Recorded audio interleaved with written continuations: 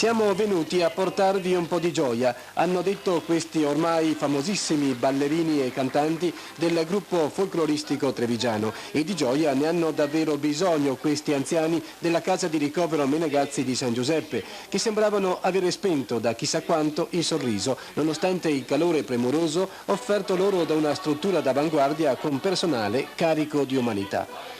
È stato offerto loro il canto, quello popolare, che attiva sentimenti, passioni, ricordi, nostalgie commoventi.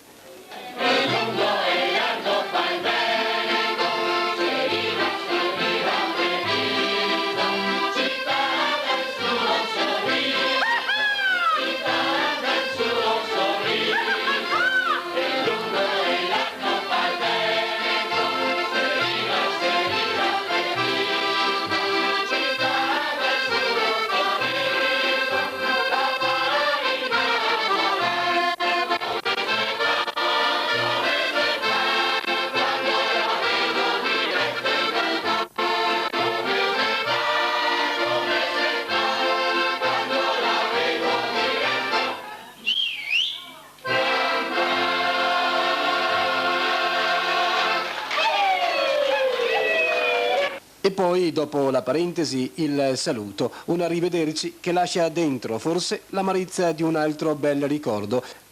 Ricordo che si aggiunge ai tanti che già rendono difficile sopportare la dorata emarginazione di una vecchiaia senza più entusiasmi e stabili legami. La festa è finita.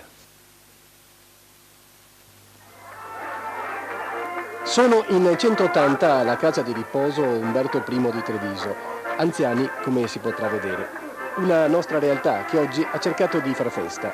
L'occasione è la ricorrenza della Befana, la vecchia tabacona, leggiamo in un manifesto redatto dalle ospiti della casa, brontolona, che ne ha combinate tante, ma ha il cuore grande così ed è quindi pronta ad offrire una montagna di doni.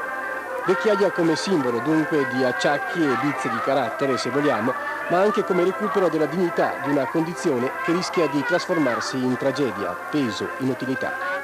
Befana come mito antico che porta alla speranza della continuità attraverso il dono. Befana come recupero di una tradizione che vedeva l'anziano al centro della famiglia, simbolo di saggezza e di potere. Il vecchio, un tempo, rappresentava l'esperienza e l'autorità indiscussa che assicurava il passaggio della tradizione da una generazione all'altra, punto di riferimento quindi e di transito. Ci si avvia forse a scoprire un nuovo ruolo dell'anziano, forse. Certo la strada da percorrere è ancora lunga, passa attraverso una ridefinizione degli scopi esistenziali, una consapevolezza che sarà stimolata anche grazie alla solidarietà di chi è ancora lontano, ma non troppo, da quest'ultima tappa.